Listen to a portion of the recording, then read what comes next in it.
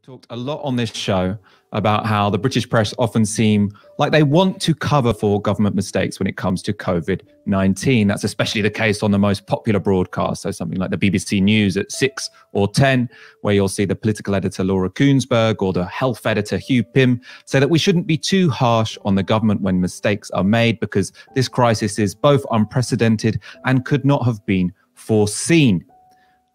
We talk a lot on this show about why we think that it probably should have been foreseen, even if they couldn't have guessed precisely when it would happen. But it's also interesting to look at how other countries, so not just left-wing podcasts like our own, but centrist establishment media in other countries is approaching and is addressing and is covering the British response to coronavirus. They don't always seem quite as forgiving as the Kuenssbergs and the Pyms of this world. I want us to take a look at a CNN report from this weekend to find out how the rest of the world is looking at Britain's response to COVID-19. Britain is close to having Europe's worst death toll. So what did it do wrong or differently? When global alarm bells were ringing loudly, the UK was clear it wouldn't lock down too early and that some spread was unavoidable, even desirable. If people go too early, they become very fatigued. It's not possible to stop everybody getting it, and it's also actually not desirable because you want some immunity in the population. Hindsight always gives a clearer, unfair verdict, but new updated government figures show the death toll just in England was a lot larger than known at the time in the days leading up to lockdown, when the Prime Minister said he was still shaking hands. And I shook hands with everybody, you'll be pleased to know. And no deaths were announced. 4 people had already died in England when Cheltenham horse races, criticised for going ahead, ended. The UK toll was officially 10 when really 58 had died. And when the lockdown slammed pub doors shut, publicly, the toll was 359, but really 847 had died in England alone. Should the UK have moved faster? Testing and contract tracing was a problem from the start, partially dismissed and then heavily embraced. 100,000 tests per day. Many grand schemes were announced: home antibody test, apps, a volunteer army, but this one actually happened, nearly on time, albeit late. It can't have helped decision-making that Boris Johnson was nearly killed by the disease too at its peak. Still, despite the huge toll, the UK's health service was not overwhelmed. Even huge overflow hospitals like this in London were barely used. Half those who died in England so far were over 80. Did the UK not protect them enough? Or was there little that could be done? Tough questions that time and grief will answer. I mean, how often have you seen that incredibly important, actually, clip of Patrick Vallance saying that suppressing the spread of COVID-19 is not desirable? I mean, that seems like that's a key piece of evidence to suggest that the government's policy was herd immunity, which I suppose political editors have potentially been intimidated out of repeating, even though we all know it. That fact that the deaths at lockdown were 847, we know that now because of the Office for National Statistics data. I've seen that in the FT. I haven't seen that on British television, and that's on CNN in one of their reports, which is summarising what has been Britain's response to coronavirus. This is CNN. It's not a leftist channel in the United States. This is the most centrist channel they have, in fact. And again, this idea that they say that the target for testing was reached late. Now, that's something that the BBC won't admit if you watch the news there. But they don't even say it's controversial. They say, of course, it was met late because 100,000 tests did not happen. What did you think of that report? How different did you think that was to what we normally see on the British press? And why is it that it is other countries that can cover the reality of what is going on in Britain, but our political editors are so incapable of having an objective perspective of what's going on, asking difficult questions and admitting what is obviously the truth, even if it is uncomfortable for the current government? Well, look, our media is particularly stupid. And that is the best explanation that I can give. I mean, American broadcast television, with the hairspray in the teeth is more obviously deranged. But in this country, the rot goes much, much deeper. And you could see it on Friday with the announcement of 122,000 tests being dispatched. And immediately the BBC covers that as they've hit the 100,000 people being tested target, 100,000 tests carried out. So the BBC were leading with a fundamentally misleading headline, and that was going out on push notifications. That was the top line, and it fundamentally wasn't true. And then when you bring this up and you go, look, the expansion of testing capacity to around 73, 74,000 is huge. That's amazing. However, that's not the same as carrying out the tests. The use of the tests isn't, everyone gets to feel alive and a little bit kinky by shoving a swab up their nostrils.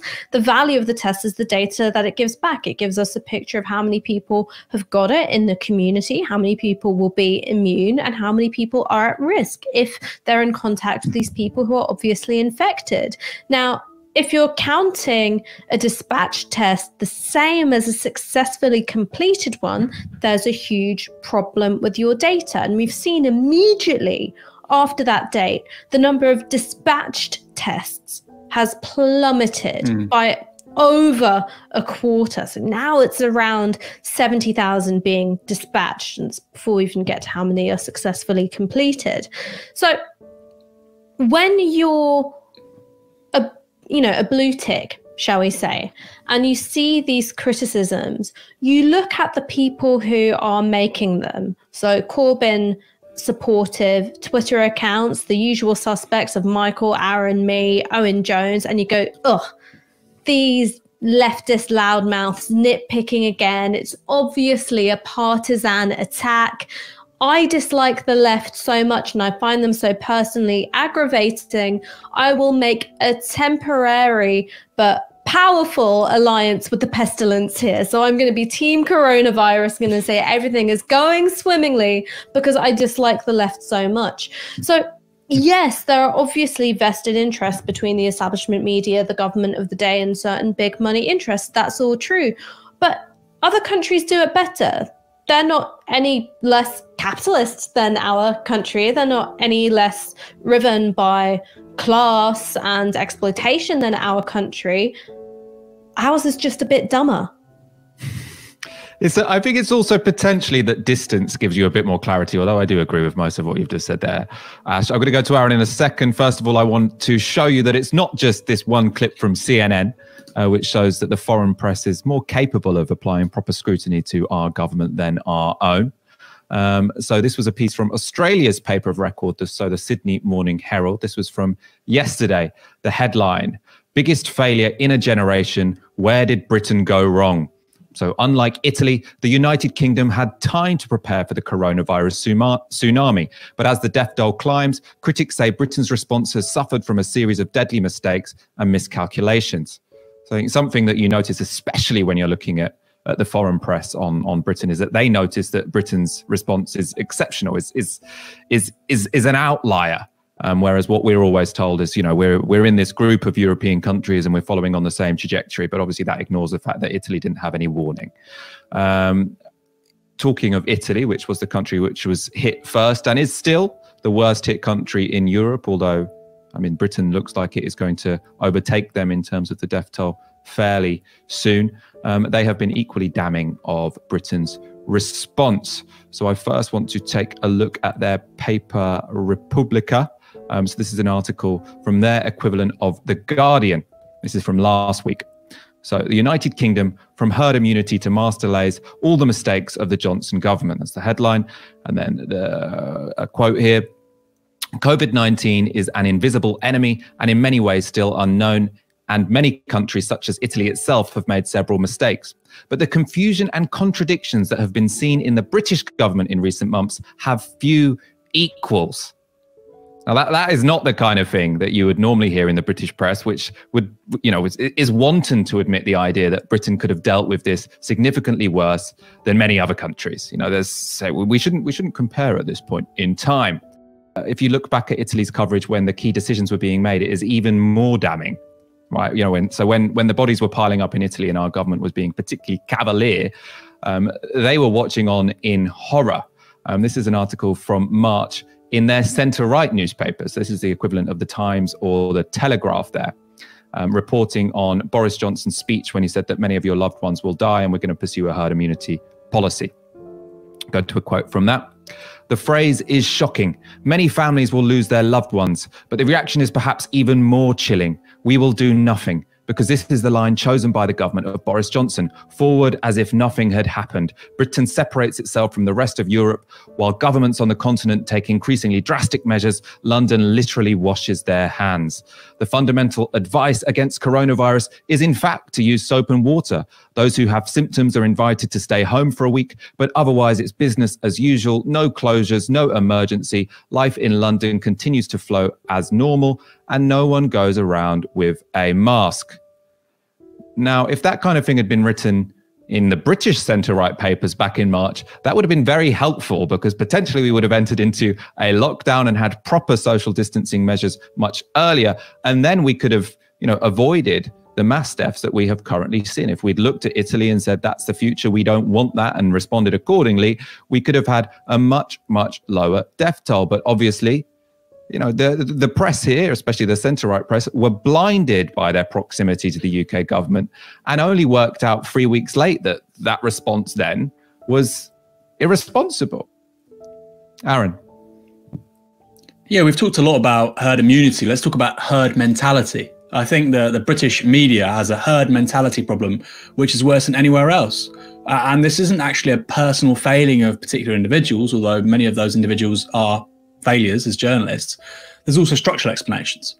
The BBC accounts for 80% of radio and TV news in this country, which means that if you have a political editor and a couple of leading lights who make bad calls, it reflects incredibly poorly on the entire organisation. That's just a fact. And when people say, oh, you're being so hard on Laura Kuenssberg or Robert Peston or Andrew Neil, Peston now at ITV, of course, formerly at the BBC, well, you should be, because they are playing such a major role in the country's national life.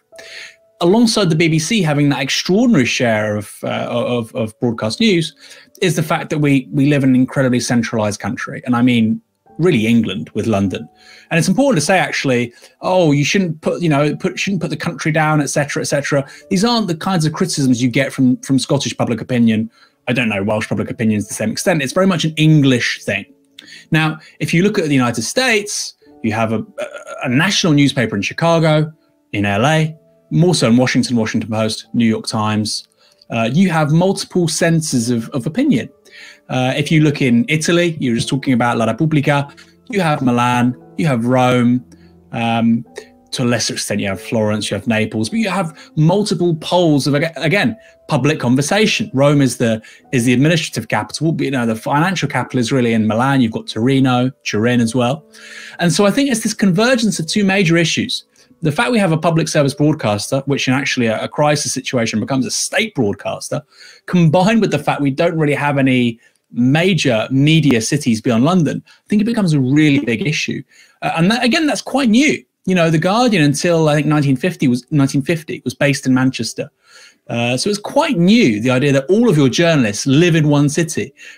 You have a similar issue with France, but I don't think it's quite as bad as it is here. Then finally, that idea of news only being the bad stories are only the ones you report abroad, that's quite a traditional thing. In the 17th century, when you were getting newspapers for the first time, they'd be given gazette as a Venetian word, by the way. You would get a license to publish news on the condition that you only published bad news abroad. That's not a new phenomenon. And so to that extent, you could understand why CNN might report what's going on in Britain perhaps a bit better, more accurately than it would in the United States, because a foreign eye actually is a bit more impartial, has less issues with regards to bias. And the BBC in particular, of course, has issues with regards to domestic funding. The government of the day can just cut the tether or impose new editorial constraints and so on. So I think it's always been a problem. Has been for hundreds of years and across many places. But the fact that we have such an establishment ensconced in one city and we have this state broadcaster, it's a very, very, very bad mixture. Actually, I think it's a recipe for disaster. I think that point about London, actually, it's sort of, it's not commented on that often because it seems almost too crude an analysis. You know, like Marxists like to talk about the media as part of the state apparatus, the ideological state apparatus. You know, so it's talking about how, you know, their function in society is to shore up support for the government. But a simpler explanation is they all are kind of best friends. Like lots of the political editors are married to politicians or people who work for politicians. And so you can, I think it really does cloud people's judgment when they say, well, it seems kind of mad, the policies they're pursuing. But I sat next to Patrick Vallance at a dinner party recently, and he seemed like a really reasonable guy. So I should probably believe what he said. Like, I think actually that probably is a reasonable analysis of how Britain's press covered this particular crisis. Before I go to you, Ash, I just want to show the most stupid example of our servile press, which of course was the front page of The Sun this morning. A splash on Boris Johnson. Of his experience in ICU. Baby gave me will to live. So this is on the front page of our most popular newspaper, obviously, the declining Sun, but it still is the paper with the widest circulation in this country. Obviously, a couple of problems with this headline. One, if you're one of his previous children, so this is his 7th child. So the idea is he was there in ICU thinking, is it worth me living? The first child wasn't enough to get him through it. The second, third, fourth, fifth, potentially 6th child, they weren't enough to think, yeah, it's really worth getting through this illness. It was only the 7th that made the difference. The other problem is clearly, what does he think about the 28,000 people whose lives were taken by coronavirus? Did they not have a child they were excited enough to see in the future? In any case, it's a complete joke that this would get put on the front page of a daily newspaper in a country with a free press where you're not at risk of being sent to a gulag unless you publish this kind of nonsense.